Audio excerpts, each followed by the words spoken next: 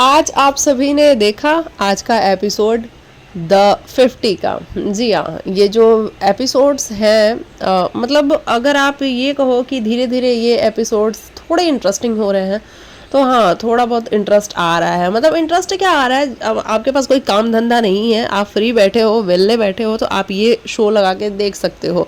आपको समझ में तो नहीं आएगा कि चल क्या रहा है, लेकिन हाँ ये ज़रूर है कि आपका 1 घंटे पास हो जाएगा बड़ी आसानी से। अब आज हमने देखा घर के अंदर क्लॉक टास्क हुआ, तो क्लॉक टास्क में ये था कि घर के अंदर 40 क्लॉक छुपा दिए हैं और इन लोगों को बारी बारी से जाके क्लॉक को ले आना था। उसके लिए 20 मिनट मिले हुए थे और इससे जो है फैंस को पैसे मिलने वाले हैं। भाई वो कौन से फैंस हैं जिनको पैसे मिल रहे हैं? हम भी फैन हैं, हमें भी मिल जाए पैसे, हम ऐसा चाहते हैं, लेकिन हमें कोई पैसे नहीं मिल पा रहे हैं। चलो ये तो रही मेरे दिल की भड़ास। बाकी हम शो के बारे में बात कर लेते हैं। आज जो है वो टास्क हुआ जहाँ पे आर्या ने चूज़ किया, वो जो करंट वाला टास्क था, याद है आपको? हाँ बिल्कुल, मैं उसी की बात कर रही हूँ। वहाँ पे आर्या ने चूज़ किया निकी तंबोली को, और हाँ वो बिल्कुल टिट फॉर टैट था, क्योंकि आर्या और निकी की बिल्कुल भी नहीं बनती है। तो आर्या को लगा कि मैं निकी को बुलाऊंगी। हालांकि वो जो टास्क था उसमें जो शॉक लेना था वो आर्या को लेना था, निकी को नहीं। मतलब मुझे ये समझ में नहीं आया कि अगर वहाँ पे आर्या निकी को चूज़ कर रही है तो निकी को कौन सा शॉक लगने वाला है? कोई शॉक नहीं लगने वाला है, लेकिन फिर भी उसने जानबूझ के निकी को चूज़ किया, क्योंकि उसे पता था कि निकी आएगी नहीं और मुझे शॉक नहीं लगेगा। तो कहीं ना कहीं आर्या खुद को बचा रही थी। हाँ वो खुद को डिफेंड जरूर कर रही थी कि नहीं नहीं मैंने तो इसके लिए किया, उसके लिए किया, अपने फैंस को निकी पैसे नहीं जिताना चाहती। नहीं आर्या, वहाँ आपकी गलती थी, वहाँ निकी मेरे हिसाब से तो सही थी, आप गलत थी। निकी को नहीं जाना था, उसने मना कर दिया। आप चाहती तो किसी और को चूज़ कर सकती थी।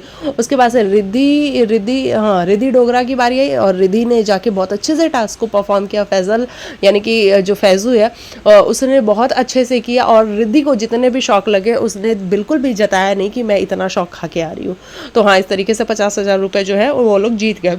उसके बाद क्लॉक वाला टास्क हुआ। अच्छा, चाहत पांडे का क्या है भाई? चाहत को रजत के ही साथ रहना है, लड़ना भी रजत से ही है, भिड़ना भी रजत से ही है, और बुराई भी रजत की करनी है, लेकिन खेलना भी गेम साथ में रजत के ही है। मतलब ये क्या चक्कर है, मुझे समझ नहीं आता। पहले बिग बॉस में भी हमने यही देखा और इस शो में भी यही देख रहे हैं कि डे 1 से आके चाहत बार बार रजत को टारगेट करती है, और आज जब गेम खेलने की बारी आई तो वो रजत के साथ जाके गेम खेल रही थी। मतलब रजत के साथ तो उसने पेयरअप किया हुआ था। तो ये मुझे हंसी भी आ रही थी देख के, और फिर लग रहा था कि ये क्या कनेक्शन है इन दोनों का। तो ये सब कुछ हुआ। वहीं हम कल के एपिसोड में देखने वाले हैं कि गिरगिट जिस तरीके से रंग बदलता है, यहाँ जो कंटेस्टेंट हैं वो लोग कैसे रंग बदल रहे हैं। मतलब ये जो मेकर्स हैं द 50 वाले, ये पूरा बिग बॉस ही बना रहे हैं, है ना। इन्होंने शुरू में तो कहा कि हम ऐसा गेम खिलवा देंगे, वैसा गेम खिलवा देंगे, और जो हाइप बनाई थी शो की द 50 की, मतलब कुछ अलग ही लेवल की बनाई थी। और बाद में निकला क्या? मतलब वो होता है ना, खोदा पहाड़ निकली चुईया। तो हाँ, ये वही चुईया निकल के आई है, और वापस से ये शो बिग बॉस वाले पैटर्न पे अब जाता हुआ नजर आ रहा है। और आप सब देख रहे हो कि कैसे कल बिग बॉस में, फिर से बोल रही हूँ, द 50 वाले जो है ये गिरगिट का रंग दिखवाएंगे, और इस रंग दिखाने के चक्कर में होगा ये कि 2 लोग आपस में लड़ते हुए नजर आएंगे। तो जो प्रोमो कटा है उसमें क्लियरली नजर आ रहा है कि रजत जो है वो दिग्विजय राठी के अगेंस्ट बोल रहा है और कह रहा है कि ये गिरगिट के जैसा अपना रंग बदलता रहता है। ये वो इंसान है जो 3 शो हार के आया हुआ है, थप्पड़े खाता है, और उसके बावजूद भी शो में आके खड़ा है। सपना चौधरी के अगेंस्ट दिव्या त्रिपाठी नहीं, क्या नाम है इनका, दिव्या अग्रवाल आके खड़ी हो गई, और वो कहती कौन है भाई सपना चौधरी? मैं किसी सपना चौधरी को नहीं जानती, तुम्हारा नंबर क्या है सपना, नंबर बताओ अपना। तो इस तरीके से इन लोगों का जो है एक बार फिर से हमको कल के एपिसोड में बिग बॉस देखने को मिलेगा। तो आप कल द 50 का इंतजार बिल्कुल भी मत करना, क्योंकि कल आपको द 50 नहीं बिग बॉस देखने को मिलेगा, जहाँ पे ये एक दूसरे के ऊपर एलिगेशंस लगाते हुए नजर आएंगे और ये बताते हुए नजर आएंगे कि कैसे ये एक दूसरे के अगेंस्ट खड़े हो रहे हैं, और कैसे सामने वाला इनको रंग बदलने वाला या फिर पलटू नजर आ रहा है। तो ये है पूरा का पूरा द 50 शो मेरे हिसाब से।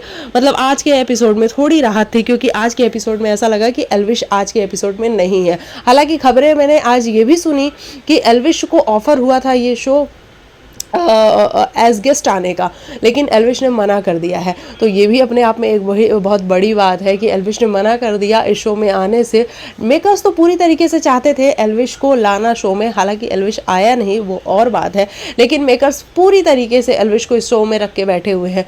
एल्विश नहीं है तो क्या हुआ, उसकी बातें तो हो रही है ना, कभी प्रिंस बातें करते हुए नजर आते हैं, कभी मैक्सटन बातें करते हुए नजर आते हैं। मतलब बातें पूरी एल्विश की हो रही है सिर्फ आज के एपिसोड में। मतलब आज मैंने पूरे 1 घंटे शो देखा है और मुझे आज कहीं से भी एल्विश की बात होती हुई नहीं नजर आई है। तो फाइनली मुबारक हो आपको, आज एल्विश शो के अंदर नहीं था, नहीं तो बाकी इतने दिनों से तो एल्विश के ऊपर ही ये जो शो है वो चल रहा था पूरी तरीके से। तो इस तरीके से जो है ये शो आज हमने देखा और हमें बड़ा मज़ा आया, क्योंकि हम बैठ के डिनर कर रहे थे तो हमने टीवी खोल लिया और उस टीवी पे ये शो आ रहा था तो हमने वो भी देख लिया।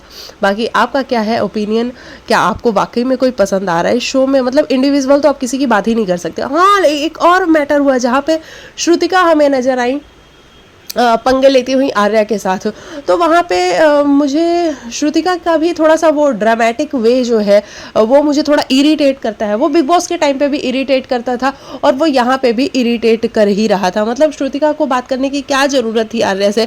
अगर वो बात करने गई भी और उसके बाद जिस तरीके से वो कान में जाके चीख रही थी, चिल्ला रही थी, वो थोड़ा सा मुझे ड्रामेटिक लग रहा था। मतलब आर्या तो बिल्कुल पूरी तरीके से मुझे बकवास ही करती हुई नज़र आ रही थी, लेकिन श्रुतिका भी मुझे कोई बहुत ख़ास पसंद नहीं आती है और इस शो में भी वो वही ड्रामे करने की कोशिश कर रही है जो वो बिग बॉस के अंदर कर रही थी।